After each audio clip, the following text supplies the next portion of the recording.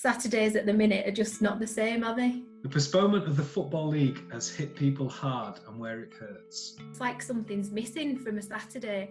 It's like having a Friday evening without a bottle of Prosecco. There is absolutely no way that you can achieve the feeling that you get on a match day whilst there is not any sport on, let alone watching the team you love. Yeah, you can't replicate it. It's undoable, I'm afraid. With all the matches being cancelled and postponed, there's not that feeling of excitement and adrenaline. It's bad enough being in lockdown as it is. It's like Groundhog Day every day.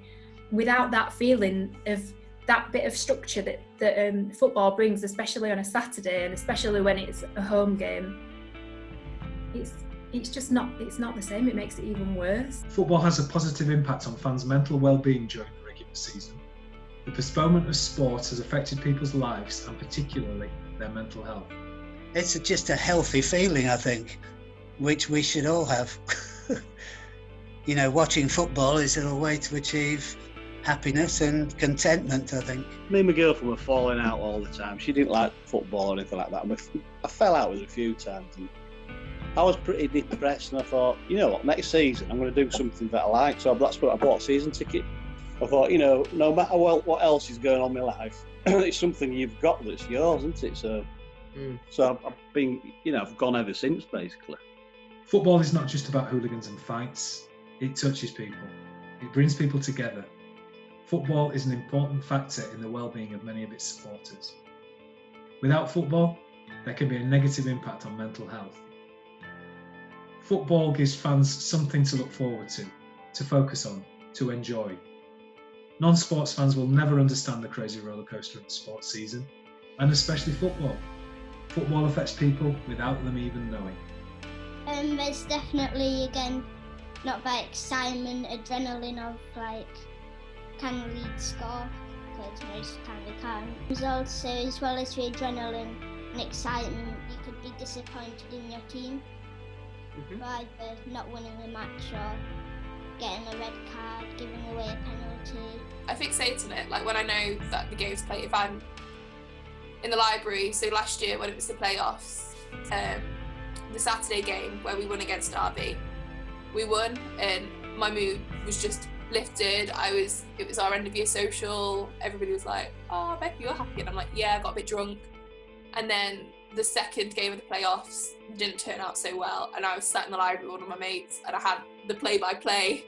I was trying to revise my exam, had the play-by-play, and I cried in the library and played it off as exam stress, but in reality it was we'd lost the bloody football. I mean, that last year was just perfect example, wasn't it? Like that Wigan match here, I remember that.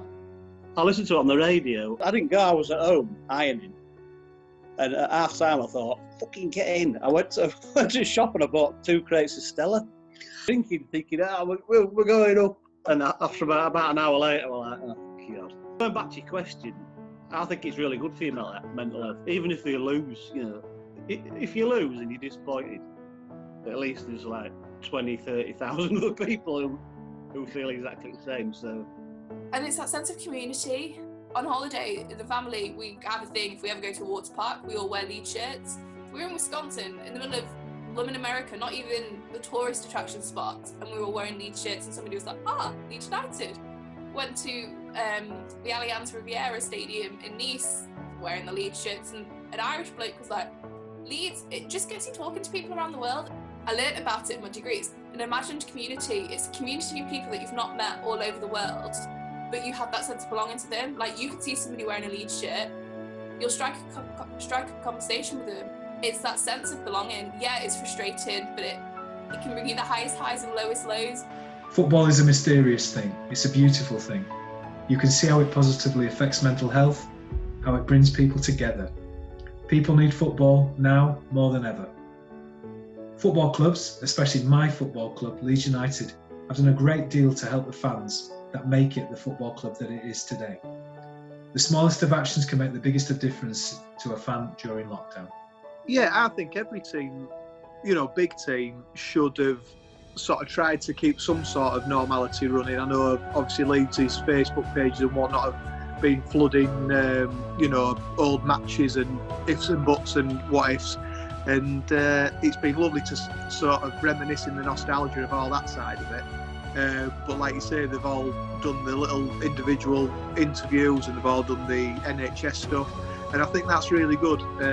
From my point of view, the sort of stay-at-home messages that Dallas and Click and everybody else have put out, Phillips. There's no better feeling when like your favourite player or something is telling you to stay inside instead of just some random person. So yeah, I think I've not looked into other clubs and how they brand things, but obviously from a Leeds point of view, I think they've done really well.